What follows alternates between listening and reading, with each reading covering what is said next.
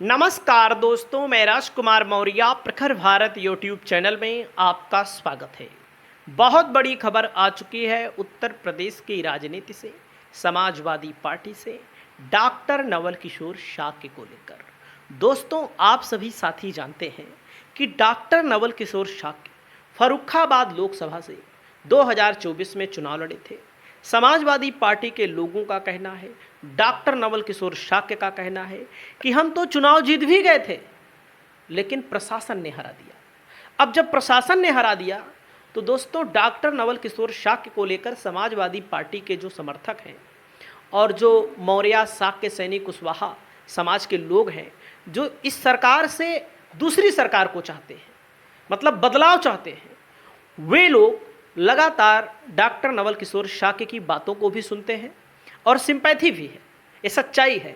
और जब मैं जाति की बात करता हूँ तो कुछ लोग कहते हैं तुम केवल अपनी जाति की बात करते हो, तुम केवल जातिवाद करते हो। देखो भैया, जाति एक सत्य है। अखिलेश यादव अगर यादव ना होते तो मुख्यमंत्री आवास को जो धोया गया था, योगी जी जब वहाँ पर प्रवेश करने वाले थे, तो क्यों धोया गया था आपको पता है? क्योंकि अखिलेश यादव यादव हैं, इसीलिए धोया गया था। ओबीसी के साथ, ओबीसी की अलग अलग जातियों के साथ, एससी के साथ अन्याय होता है, अत्याचार होता है, जातिवाद के कारण ही होता है, आप सब जानते होंगे।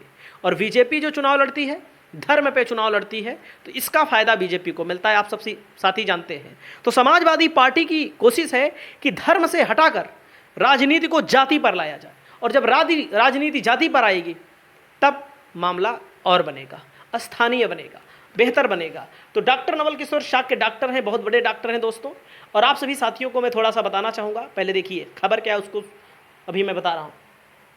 ए बेल्ट देखिए, औरैया, कन्नौज, मैनपुरी, फिरोजाबाद, फर्रुखाबाद, एटा, कासगंज, हरदोई, शाहजहाँपुर, बदायूं, ये सब इलाके जो हैं दोस्तों, कानपुर देहात भी इसी में है और झांसी भी है। मतलब पूरे प्रदेश में मौर्य शाक्य सैनी कुशवाहा समाज के लोग हैं, और मूल तौर पर इस समय माने जाते हैं भाजपा के वोटर, और कुछ यादव समाज के लोग भी कहते हैं तो भाजपा का वोटर है। जो लोग कहते हैं वो मूर्ख हैं, ये भी मैं आपको बता दूं। लोकसभा के चुनाव में भाजपा का कोई मौर्य शाक्य सैनी कुशवाहा सांसद नहीं बना। समाजवादी पार्टी के 3 बन गए, 2 तो बेचारे जबरदस्ती हरा दिए गए, अमरनाथ मौर्य और नवल किशोर डॉक्टर साहब। तो कहने का मतलब यह है कि इस इलाके में, जैसे देखो इटावा में पिछली बार समाजवादी पार्टी बुरी तरह से चुनाव हार गई थी। इटावा की 3 सीट जीतनी चाहिए थी। औरैया में भी कोई खास प्रदर्शन नहीं था, मैनपुरी में 2 जीते थे, 2 हार गए थे, कन्नौज में कोई सीट सपा नहीं जीत पाई थी। तो दोस्तों, आपको मैं बताना चाहूँगा, कानपुर देहात में भी यही हाल था, झांसी में भी यही हाल था, एटा में 4 सीट है जो यादवों का गढ़ कहा जाता है। किसी ना किसी कारण से कासगंज में 3 सीट है, 1 सीट सपा जीती थी, फर्रुखाबाद में कोई सीट नहीं जीत पाई थी, हरदोई में कोई सीट नहीं जीत पाई थी, उन्नाव में कोई सीट नहीं जीत पाई थी। हमारे कहने का मतलब है कि जो दोस्तों किसी ना किसी कारण से यहाँ पर शाक्य समाज सपा से हट गया। क्यों हट गया? अब उसके पीछे क्या कारण है आप लोग कमेंट करके बताइएगा। लोकसभा में लेकिन जुड़ा क्यों? आप देखिए, एटा में सपा का शाक्य सांसद बना, फर्रुखाबाद में बन तो गया था लेकिन सर्टिफिकेट नहीं ले पाया। दोस्तों, इटावा में सपा जीती, कन्नौज में सपा जीती, मैनपुर में जीती और फिरोजाबाद में जीती, आगरा में नहीं जीत पाई, मथुरा में नहीं जीत पाई, बदायूं में सपा जीती। तो समाजवादी पार्टी के मुखिया अखिलेश यादव की कोशिश है कि हर जाति के लोग हमको वोट दें, किसी ना किसी बहाने से, कैसे ना कैसे वोट दें। तो हर जाति के नेताओं को भी प्रमोट करना है और हर जाति के लोगों को टिकट भी दिया जाना है अब की बार। ये भी आपको मैं बता रहा हूँ जहाँ जिसकी संख्या है। और आपको मैं बता दूं, अगर सरकार बनाना है तो कासगंज की 3 सीट जीतनी पड़ेगी, एटा की 4 सीट जीतनी पड़ेगी, फर्रुखाबाद की 4 सीट जीतनी पड़ेगी, मैनपुरी की 4 सीट जीतनी पड़ेगी, कन्नौज की 3 सीट जीतनी पड़ेगी, इटावा की 3 सीट जीतनी पड़ेगी, औरैया की 3 सीट जीतनी पड़ेगी, कानपुर देहात की 3 सीट जीतनी पड़ेगी। हरदोई में 8 सीट है, 8 नहीं जीत पाएंगे तो 4-5 जीतो, नहीं तो नहीं जीत पाओगे, नहीं तो सरकार नहीं बना पाओगे। क्यों ऐसा मैं कह रहा हूँ? क्योंकि दोस्तों इन्हीं का बेल्ट है जहां पर सपा ज़्यादा मजबूत रहनी चाहिए। ये है पूर्वांचल का इलाका, यहाँ पर सपा की स्थिति आज भी अच्छी है, कल भी अच्छी थी। तो ऐसे लोग जिनका वोट किसी कारणवश 2022 में नहीं मिल पाया, उनको अखिलेश यादव अब की बार भागीदारी देने जा रहे हैं। तो आप लोग देख सकते हैं यहाँ पर, पहले खबर सुनिएगा, पहले समझिएगा पूरी बात को। सपा में डॉक्टर नवल किशोर शाक्य की और बड़ी अहमियत, बड़ी जिम्मेदारी मिलने के संकेत। बड़ी जिम्मेदारी क्या है, इसको भी ध्यान लीजिए। पहले पूरी खबर पढ़ो। समाजवादी पार्टी में संगठनात्मक फेरबदल और 2027 विधानसभा चुनाव की तैयारियों के बीच फर्रुखाबाद के वरिष्ठ सपा नेता डॉक्टर नवल किशोर शाक्य का राजनीतिक कद लगातार बढ़ता दिखाई दे रहा है। पार्टी सूत्रों की माने तो डॉक्टर नवल किशोर शाक्य को पार्टी के सुप्रीमो नायाब तोहफे के रूप में बड़ी जिम्मेदारी देने जा रहे हैं। डॉक्टर की सपा सुप्रीमो अखिलेश यादव के करीबी नेताओं में गिनती होती है और पार्टी के भीतर भी उनकी स्वीकार्यता लगातार बढ़ रही है। राजनीतिक जानकारों का मानना है कि डॉक्टर नवल किशोर शाक्य की सादगी, संगठन के प्रति समर्पण और वर्षों की निष्ठा उन्हें पार्टी नेतृत्व की पहली पसंद बनाने के लिए महत्वपूर्ण भूमिका निभा रही है। कहने का मतलब है कि बहुत बड़ा पद मिलने जा रहा है। बहुत बड़ा पद क्या मिलने जा रहा है, देखिएगा। सपा के लिए सबसे बड़ा सकारात्मक पक्ष है कि प्रदेश स्तर पर शाक्य समाज के साथ साथ अन्य पिछड़ा वर्ग और युवा मतदाताओं के बीच भी मजबूत पकड़ मानी जा रही है डॉक्टर नवल किशोर शाक्य की। दोस्तों, अभी किसी पद पर नहीं है। समाजवादी पार्टी के सिर्फ नेता हैं, सिर्फ लोकसभा के प्रत्याशी हैं। तमाम प्रत्याशी थे, तमाम प्रत्याशियों को तो कोई और नहीं पूछ रहा है।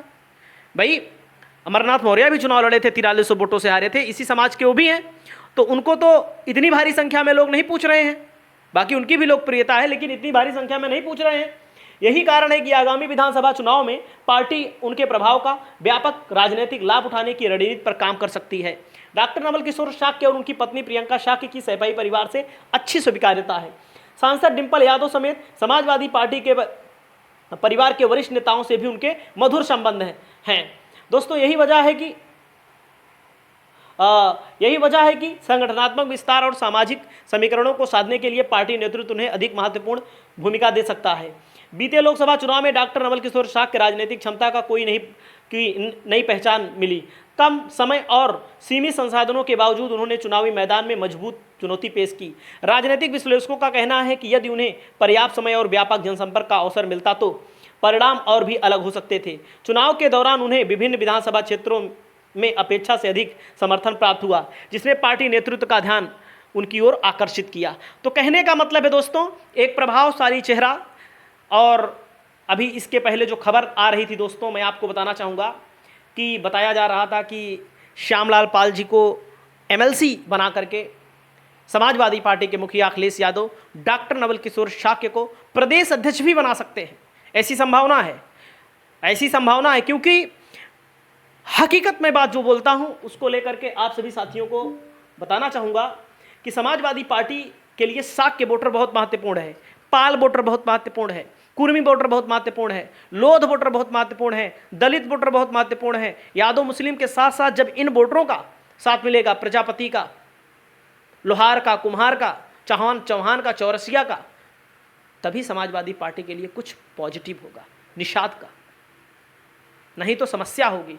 तो आने वाले समय में आप लोग 2027 के विधानसभा चुनाव से पहले बहुत बड़ा फेरबदल देखेंगे और हो सकता है डॉक्टर नवल किशोर शाक्य को प्रदेश अध्यक्ष की कुर्सी पर ना बैठा दिया जाए। कब बैठाया जाएगा, मैंने पहले बताया है, जब एमएलसी की कुर्सी होगी, राज्यसभा का चुनाव होगा, तो हो सकता है कि श्यामलाल पाल को कोई ना कोई पद दिया जाएगा, क्योंकि पाल समाज को भी नाराज करना उचित नहीं है। तो दोस्तों, इस संबंध में आपका क्या कहना है, कमेंट करिएगा। नमस्कार।